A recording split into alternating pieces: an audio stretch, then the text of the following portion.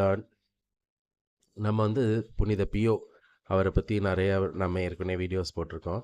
இப்போ இதில் இந்த புனித பியோவை பற்றி பார்க்கும்போது நிறைய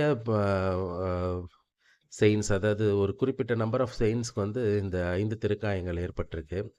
அந்த 5 திருக்காயங்கள் ஆணிகள் மூலம் ஏற்பட்ட காயங்கள் அவர்கள் அனுபவிச்ச அந்த வேதனைகளெல்லாம் அனுபவிச்சதா நம்ம வந்து படிச்சிருப்போம், கேள்விப்பட்டிருப்போம். ஆனால் இதில் இந்த பியோன்ற புனிதருக்கு மட்டும் வந்து வித்தியாசமான சில அனுபவங்கள், அதாவது அந்த இயேசுவோட அந்த கடைசி பாடுகள் இருக்கு இல்லையா, அதை நிறைய அனுபவிச்சவர் வந்து இவர் தான். என்னன்னா, எல்லாருக்கும் ஏற்படுற மாதிரியே வந்து ஆணிகள், முட்களால் ஏற்பட்ட காயங்கள், ஈட்டியால் குத்தப்பட்ட காயங்கள்லாம் இவர் உடம்புலயும் இருந்துச்சு. அதனால் பலவிதமான வேதனைகளோடு அனுபவிச்சார் வலிய. அதில் எக்ஸ்ட்ராவாக இவர் அனுபவிச்சது என்னென்னா, இயேசுவோட அந்த தோள்பட்ட காயம். இயேசுவுக்கு நமக்கு தெரிஞ்ச 5 காயங்கள் இருக்கிறதா நம்ம சொல்கிறோம் இல்லையா? கையில் 2 இடத்துல, காலில், விலாவில் ஈட்டியால் குத்தப்பட்ட காயம். அது இல்லாமல் இயேசுவுக்கு தோளில் அவரோட தோள்பட்ட எலும்பு முறிவு ஏற்பட்டதா வந்து சொல்லப்படுது. அந்த வெளிப்பாடை வந்து ஆண்டவர் வந்து புனித பெர்னார்டுக்கு வந்து சொல்லியிருக்கிறாரு. புனித பெர்னார்டுக்கு வெளிப்படுத்தியிருக்காரு. என்னோட காயங்கள்லேயே எனக்கு அதிகமான வலி ஏற்படுற காயம் இந்த ஷோல்டர் காயம்.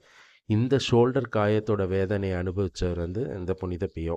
ஸோ அப்போ எல்லா புனிதர்கள்லேயுமே அதிகமான வேதனைகள், ஸ்டிக்மேட்டா பெற்ற புனிதர்கள்லேயே அதிகமான வேதனை பெற்ற புனிதர்னு பார்த்தீங்கன்னா இவர் தான். இதை அவர் ரொம்ப மென்மையான முறையில் ரொம்ப பொறுமையாக வந்து ஏற்றுக்கிட்டு அந்த வலியோடையே தான் அவர் வந்து வாழ்ந்தார்.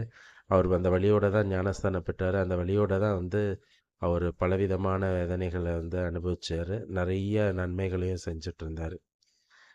இவர் இந்த பியோ வந்து என்ன பண்ணாருன்னா, அவர் வந்து இறக்குற தருவாயில் இருக்கும்போது அவரோட அந்த வெஸ்ட்மென்ட்ஸ் எல்லாம் வந்து அவரை அடுக்குவாங்கள்ல, அந்த நேரத்தில் வந்து அந்த காயத்தை வந்து அவருக்கு பாட்பட்டதாக சொல்லப்படுது.